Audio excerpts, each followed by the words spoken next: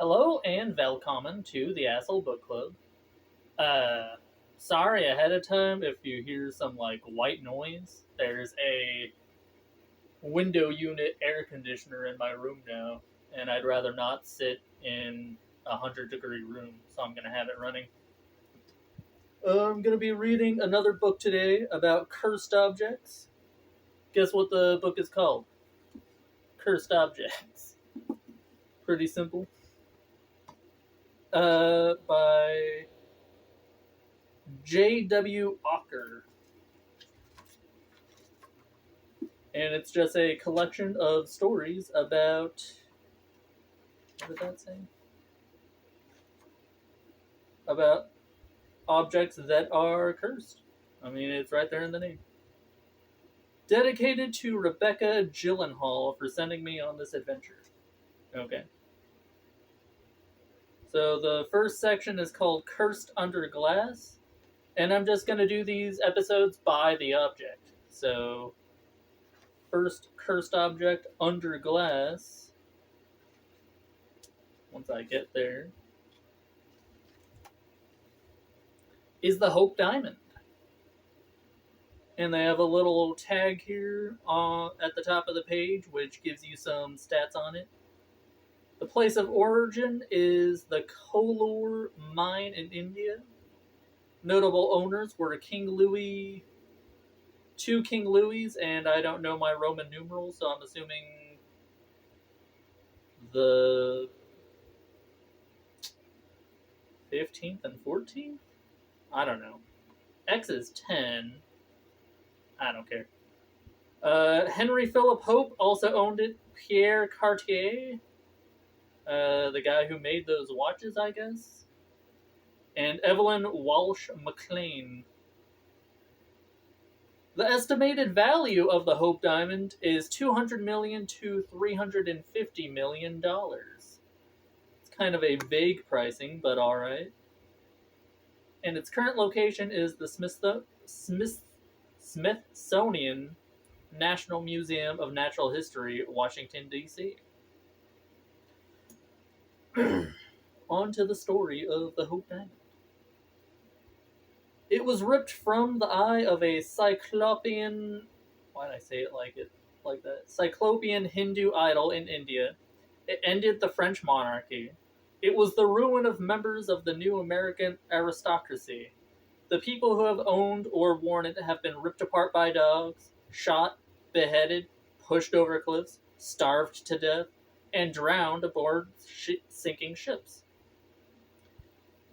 It has caused suicides, madness, and the death of children. Jesus. It killed Rod Serling. It inspired the fictional Heart of the Ocean gem in James Cameron's film The Titanic. It is the Hope Diamond, and it is cursed. 1 second. I don't know why that cat has to run in here every time I start filming and try to knock my stuff over. My apologies. It is the Hope Diamond, and it is cursed. Weighing 45.52 carats, the Hope Diamond is the world's largest blue diamond. It is the platonic ideal of a cursed object. It has an exotic origin and a history that spans centuries, yet it is small enough to fit in a pocket. To steal, to lose, to disappear, it is valuable enough to be bought and traded and stolen in the rarefied atmosphere of throne rooms and private jets. Many have owned it, and the chain of provenance sometimes reads like an expensive game of hot potato. Seriously? He just ran up there and attacked his sister for no reason. And of course, tragedies have paralleled and entwined its entire timeline. However, all of the commonly circulated claims mentioned in the first paragraph of this chapter, except for the Titanic bit, are unverified.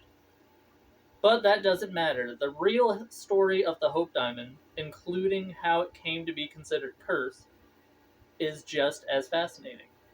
Its story starts a billion years ago, some 100 miles below the Earth's crust.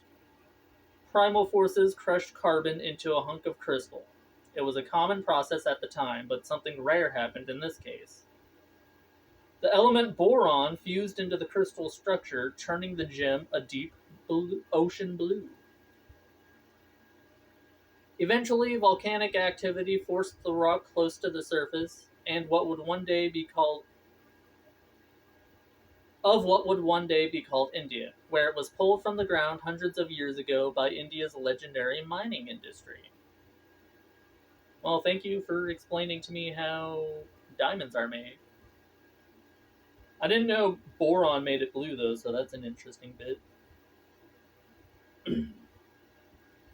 India was once thought to be the only source of diamonds on the planet, and that's why a pioneering French merchant named Jean Baptiste Tavernier made 6 epic journeys there in the mid 17th century.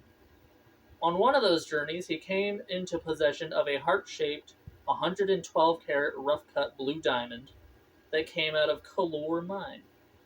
The stone would eventually be called the Tavernier Violet. Violet was a synonym for blue at the time. Contrary to legend, he attained it not by stealing it from the eye of a god, although he saw plenty of jeweled-eyed gods in temples of India, but through the usual channels of trade. Tavernier sold the stone to King Louis XIV, or 9th, I don't fucking know, of France, along with more than 100,000 other diamonds. But that large blue gem was obviously special. It accounted for about 25% of the price of the entire lot. Tavernier would go on not to be ripped apart by dogs, as some say, but to relax from his life of adventure near the shores of Lake Geneva. He would later come out of retirement, but still lived comfortably into his 80s. Wow. Louis also lived a long life. Under his watch, the future Hope Diamond was cut down and refined into a more glittery and fashionable 67 carats, but then it was called the French Blue and was considered an important part of the French crown jewels.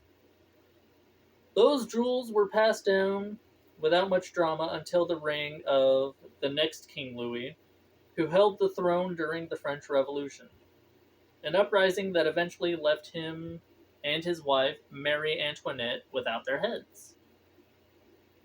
The Hope Diamond is blamed by some for Marie Antoinette's death, although she almost certainly never wore it.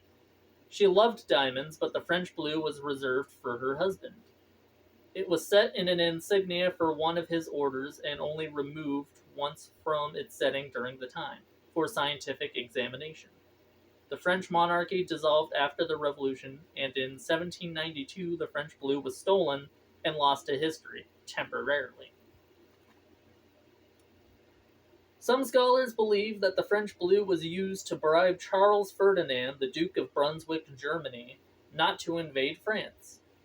Much of Europe was terrified that the revolution in France would spread to their countries, and had armies at the ready to help stifle potential conflict. However, it happened. The diamond surfaced again decades later, this time in England, in the possession of a gem merchant named Daniel Eliasson, or Eliasson? I'm not good with names, as you can tell.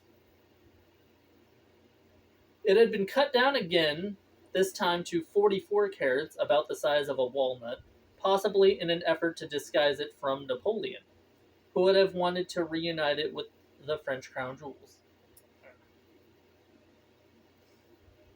From there, it possibly came into possession by King George the Fifth, the Fourth. I don't know. Someone give me like a chart of the freaking Roman numerals. God damn, I got something in my King George the IV of the United Kingdom for a time, but in 1839 it belonged to a wealthy London banking family named Hope. And that's how it got a name that seems straight out of the Kay Jewelers marketing department. Thomas Hope brought the Hope Diamond into the clan, where after his death it bounced around like a game of expensive pinball through heirs and contested wills and bankruptcies. From the Hope family, it went to a jewelry firm, which sold to a Sergeant Habib on behalf of the Sultan of Turkey, who then ran into financial trouble and sold it to yet another jewelry firm. In 1920, Pierre Cartier got his manicured hands on it in Paris. We mostly have Cartier to thank for the curse. By this time, massive diamond mines had been discovered in South Africa. Diamonds had become far more attainable, and not just for the super rich. Within a few decades, everyone was expected to buy a diamond ring for their fiancés, a tradition that continues to this day, because you know diamonds are forever. Gems were becoming mainstream. Cartier wanted to sell his blue diamond to a member of the emerging wealthy class in the United States, and he knew that to distinguish the diamond in the market and command a higher price, it needed a story. So he marked the diamond up both in cost and with a curse. It wasn't hard. A few spurious newspaper articles had already gotten the ball rolling, and the idea of cursed gems was becoming more widespread due to popular novels such as Wilkie Collins' The Moonstone and Sir Arthur Conan Doyle's The Sign of the Four. Hmm. If I manage to find those, I might give those books a read. I don't know. Cartier also gussied up its presentation, surrounding it with 16 small white diamonds and creating the look of the Hope Diamond that we know today. Cartier's story of the cursed gem caught the fancy of Evelyn Walsh McLean and her husband, Ned, of Washington, D.C. Sorry, she has such a fancy name, and that her husband is Ned. The McLeans bought it for $180,000, or approximately 4.5 million in today's dollars. Ooh, that's still a discount. During her decades of ownership, Evelyn wore the diamond to countless parties.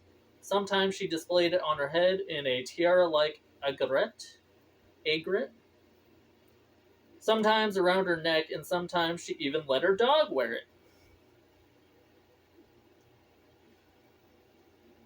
She had it blessed by a priest, temporarily pawned it to gather ransom for the doomed Lindbergh baby. Oh. And talked freely and amusedly about its curse. When her 9-year-old was struck by a car and killed, the New York Times couldn't help but mention the gem in their reporting of the tragedy. Eventually, Ned and Evelyn's relationship ended in divorce. Ned wound up in a sanitarium, and another of their children killed himself. In other words, their lives ended exactly how do you think the lives of people who brazenly owned a cursed gem would end? Jesus, that's kind of fucked up. After Evelyn's death in 1947, the Hope Diamond was picked up by an American jeweler, Harry Winston, along with the rest of her jewels for about $1 million, roughly 11.5 million today. He toured the Hope Diamond around North America before finally donating it to the Smithsonian National Museum of Natural History in 1958 for a big tax break in the dream of kickstarting a collection of American crown jewels. That's where it is today. From the mantle of the earth to the capital of the United States, the Hope Diamond is displayed in the Janet Annenberg Hooker Hall of Geology, Gems and Minerals at the Smithsonian. It reigns by itself in the center of a room in a rotating case that allows visitors to stand mere inches away. If you can buzzsaw your way through all the other museum visitors clustered around the small display case. Many believe the diamond to be the most important and most popular object in the Smithsonian's collection, making it more a lucky charm for the museum than a cursed object. Others think it has been it has cursed the entire country by its prominent inclusion among the nation's treasure. While it cannot be denied that everyone who has ever owned the Hope Diamond has died, the Hope Diamond can sometimes seem less the direct cause of trouble than a side effect of it. After all, you have to be extremely rich to own it, and to the point of taking that wealth and investing it in an ostentatious bauble. That's the level of wealth that comes with its own problems. Whether those problems are born of politics or profligacy. In fact, Evelyn Walsh described her own troubles since buying the Blue Diamond in her 1936 memoir, Father Struck It Rich, as the national consequence of unearthed wealth in undisciplined hands. This was probably a dig at her husband. It isn't surprising that any gemstone rare enough or large enough to merit its own name also merits its own curse. Maybe it's an maybe it's a subconscious moralizing against greed, or perhaps fantasy retribution against the uber rich. Maybe by ascribing so many stories to it and retelling those stories, those of us who could never afford such a jewel gain a communal ownership of it. By that logic, by writing this entry, I hope to own the Hope Diamond. Hopefully, I can retire off of that. And that is the story of the Hope Diamond. Is it cursed?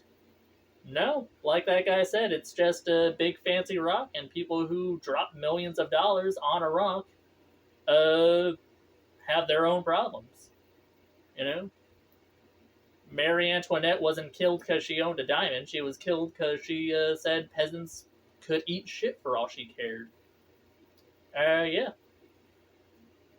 If you made it to the end of this video, thank you so much for watching the full video. And please leave a comment down below what you think of the Hope Diamond. Is it cursed? Is it not cursed? Do we all own a piece of the Hope Diamond by taking part in its curse? And if so, can I get my share in cash, please? Thank you so much for watching. Have a great day, everyone. And yeah, I will see you later. Hey, Doc.